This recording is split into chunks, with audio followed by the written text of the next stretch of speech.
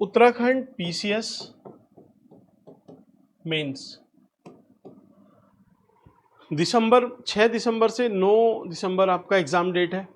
Result उसने उतना फंसा दिया है कि मतलब उसमें अब क्या ही बोले। इतना अक्टूबर नवंबर सिर्फ 2 महीने आपके पास बचे हुए हैं, और वो भी तब जब वो रिज़ल्ट होपफुली इस वीक या नेक्स्ट वीक वो दे दे, तब उसके बाद में देंगे। तो बताइए 60 दिन में आपके पास 2 उत्तराखंड स्पेशल पेपर है, 4 जीएस के हैं, 6, एक ऐसे 7 और एक हिंदी 8। तो अब 60 डेज 8 पेपर, इवन हार्डली आपको 7 दिन मिल रहे हैं एक पेपर को कवर करने के लिए। उस पेपर में सपोज GS1 के पेपर में आपको 7 डेज मिलते हैं। अब इसमें पूछता क्या है, आपका हिस्ट्री पूछ रहा है, सोसाइटी है, ज्योग्राफी है, ठीक है, देन डेमोग्राफी वगैरह भी पूछता है, वर्ल्ड हिस्ट्री भी है, और ये अपने आप में पूरे पूरे सब्जेक्ट है। पोस्ट इंडिपेंडेंस है, ठीक। अब 7 दिन में आप देखो ना, 1 2 3 4 5 6 इस तरीके 6 7 दिन, एक एक दिन आपको देना होगा history, polity, history, society, geography, demography और ये सब। तो एक दिन में क्या आप पूरी हिस्ट्री कर पाओगे? ये आपके लिए पॉसिबल नहीं है। इवन ये फॉल्ट है आयोग का। कम से कम मिनिमम हर किसी भी पीसीएस में 3 महीने, 3.5 महीने, 4 महीने इतना टाइम मिलता है अगर किसी को जेन्युइनली आपने पास कराना है तो। अब ये लगभग ऐसी सिचुएशन है कि लास्ट ईयर जब मेंस था तो 2 बच्चों के मेरे पास मैसेज आए, ठीक।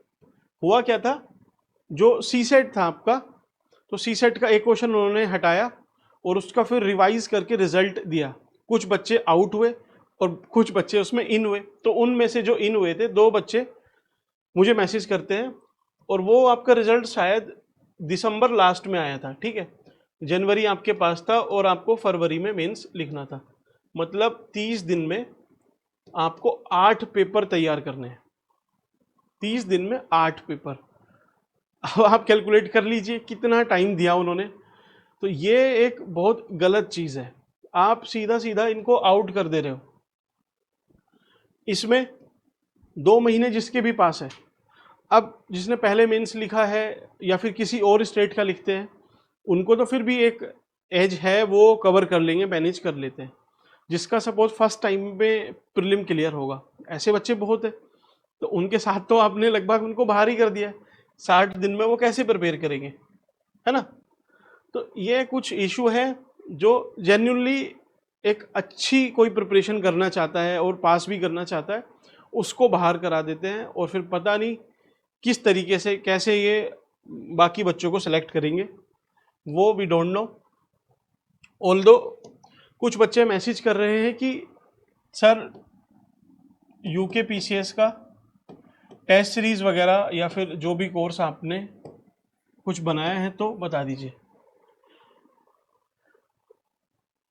ऑनेस्टली स्पीकिंग, इसका जो स्ट्रक्चर है वो तो तैयार है कि मीन्स आपको कितने दिन में क्या करना है, वो मैंने बनाया भी था। कल रिलीज भी करने का एक बार माइंडसेट था, लेकिन फिर मैंने खुद को रोक लिया, क्योंकि उसमें क्या होता है, अब देखिए आप ज्वाइन भी कर लेते हो, ठीक है, हमारा ही नहीं किसी का भी आप ज्वाइन करते हो, किसी भी कोचिंग का टेस्ट सीरीज, आप जो भी एक रेगुलर कोर्स वहाँ से ज्वाइन करते हो, क्योंकि आप अपना टाइम वेस्ट नहीं करना चाह रहे, ठीक। लेकिन आपको ज्वाइनिंग ऐसे नहीं देते वो कि आप सिर्फ ज्वाइन कर लो, आप पैसे बाद में देना। इवन हम भी भाई पैसे सब लोग पहले लेते हैं, फ़ी आपसे पहले लेते हैं। अब कुछ बच्चे ऐसे होंगे जो बेचारे बहुत मुश्किल से वो पैसे इकट्ठे करके जैसे तैसे कि हाँ हम कहीं छूट ना जाए, कि अगर हमारा प्रीलिम पास हो जाए तो बाद में कभी फिर हमें इशू आए, वो बेचारे कर लेते हैं। और बाद में सपोज उन्हीं का नाम पीडीएफ में नहीं है रिजल्ट की, तो उनके साथ कितना इनजस्टिस है। और वो कोचिंग के लिए भी या किसी के लिए भी वो पॉसिबल नहीं है कि उसको रिटर्न कर पाना, क्योंकि उन सब की अपनी कैलकुलेशन है। तो आपके लिए यही एडवाइस है, सबके लिए। अभी कोई कोर्स नहीं है, कुछ नहीं है, आप सिंपली अपना पढ़ना स्टार्ट करो। जो भी बॉर्डर पे है, मार्जिन पे है, आप कोई भी टेस्ट सीरीज कुछ भी मत ज्वाइन करो अभी, क्योंकि इतना रैंडमनेस है, कोई भी बाहर हो सकता है और अंदर कौन होगा वो भी नहीं पता। तो फालतू में आप इतना रिस्क मत लो, क्योंकि सभी लोग स्टूडेंट हैं। ऐसा नहीं है कि आप सब अर्निंग कर रहे हो, वही पेरेंट्स की इनकम है, आप कहीं से अरेंज भी करते हैं कुछ, तो उसको ऐसे वेस्ट मत करो, कहीं मत वेस्ट करो। इवन मैं भी, कहीं मत देना, किसी को नहीं देना जब पीडीएफ में आपका नाम आ जाए, और आपको फिर पता रहेगा कि हाँ अब नाम तो है और मेंस लिखना है, तभी उसके बाद ही आप ज्वाइन करना। अभी आप क्या है, पढ़ते रहो, कुछ पढ़ते रहो, उसके बारे में मैं आपको बताता हूँ कि आपको क्या पढ़ना है। लेकिन आप टेस्ट सीरीज वगैरह के चक्कर में अभी बिल्कुल मत पढ़ो, वो सब चीज़ करा दी जाएंगी आपको विद टाइम। फिलहाल बस यही है, इस टाइम तो भगवान भरोसे ही है सारी चीज़ें, कि आपका नाम पीडीएफ में आ जाए, आप पास हो जाओ, उसके बाद आप मेंस लिखो, तब ही आप कहीं भी कुछ भी स्टार्ट करना है, ज्वाइन करना, कहीं भी करना, लेकिन तभी करना। अभी फालतू में अपने पैसे मत फंसाओ, क्योंकि ये बहुत बड़ा रिस्क है।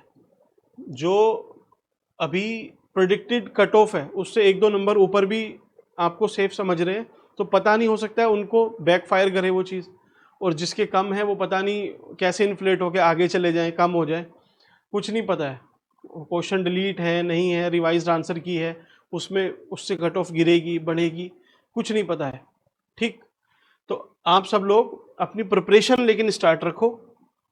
प्रिपरेशन के लिए आप क्या कर सकते हो, अभी एथिक्स, क्योंकि ये ना एक स्टैटिक टॉपिक है आपका, करंट में इसमें सब कुछ ज़्यादा कुछ चेंज होगा नहीं, तो आप कोशिश करो कि अगले 7-8 दिन में इसको कंप्लीट करके रख देते हो। ठीक, इसको आप कंप्लीट करोगे, लगभग आपका रिजल्ट इसी टाइम पे आ जाना चाहिए।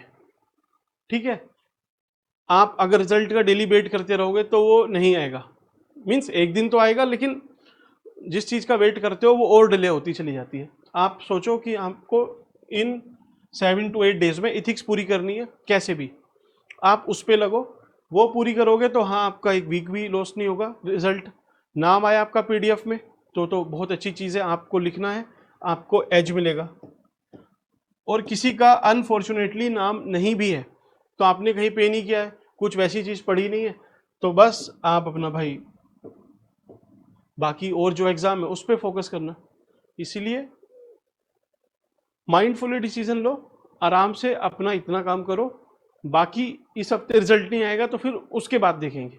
ठीक है, सो चलिए मिलते हैं आपसे फिर किसी और वीडियो में। Thank you.